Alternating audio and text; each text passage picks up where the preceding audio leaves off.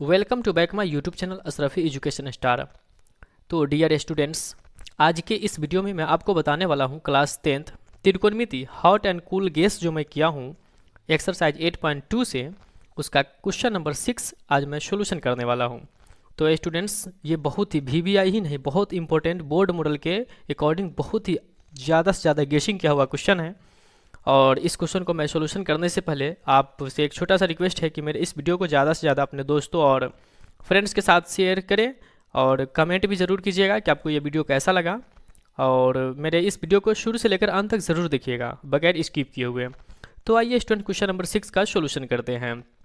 तो student question number 6 है tan square 60 degree plus 4 cos square 45 degree plus 3 cosec square 60 degree plus 2 cos square 90 degree बटा है 2 cosec 30 degree plus 3 sec 30 degree minus 7/3 cot square 30 degree है।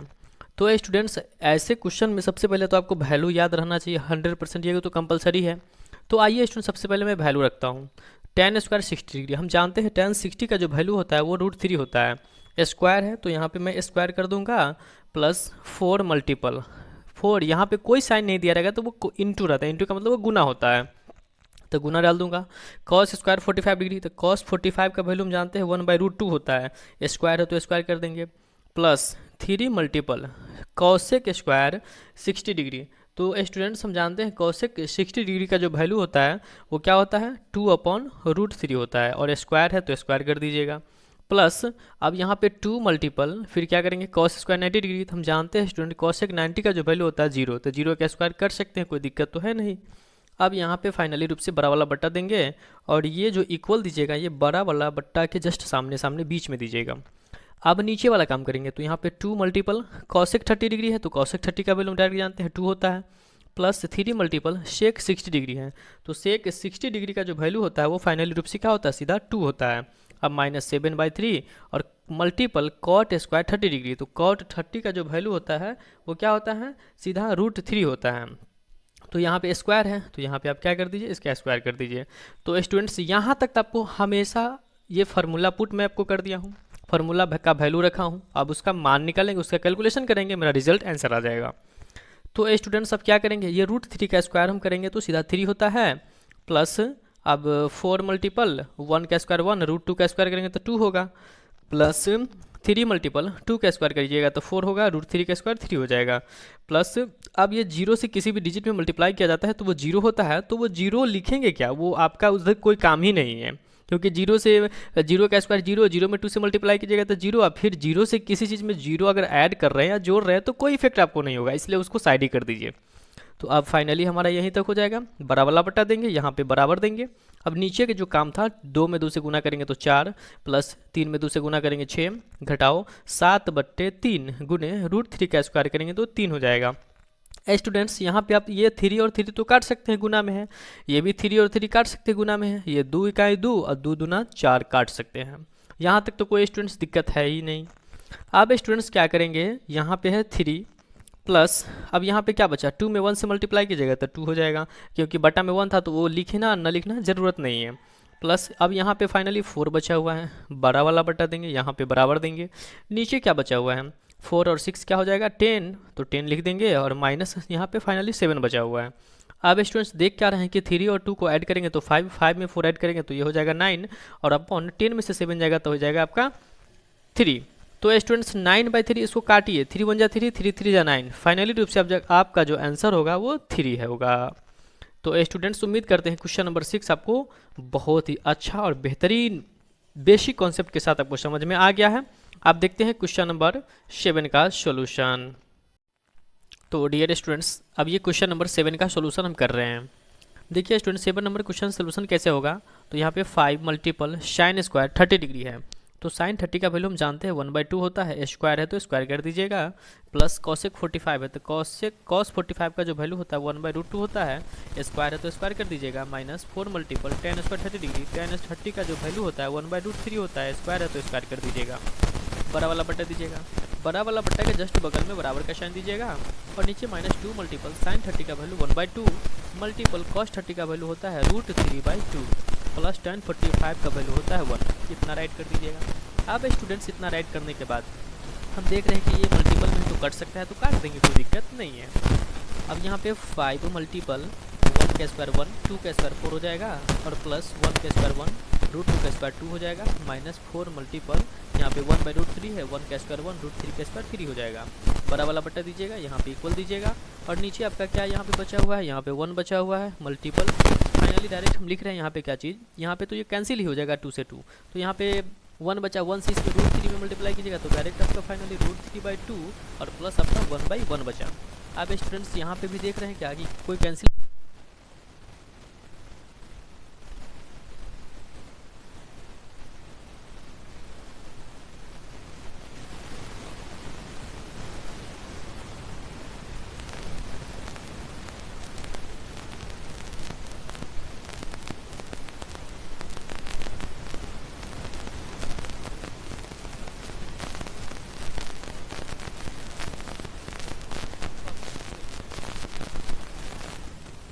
तो students 4 2 3 का LCM 12 हो जाएगा। 4 से 3 टाइम्स कटेगा, 4 से 3 मरतबे 12 आएगा था, 3 से 5 में गुना करेंगे तो 3 × 5 = 15, प्लस ये 2 से 6 मरतबे आएगा था, 6 से 1 में गुना करेंगे 6, माइनस अब 3 से 4 मरतबे 12 आएगा तो 4 से 4 में गुना करेंगे तो ये 16 हो जाएगा, बड़ा वाला बटा देंगे।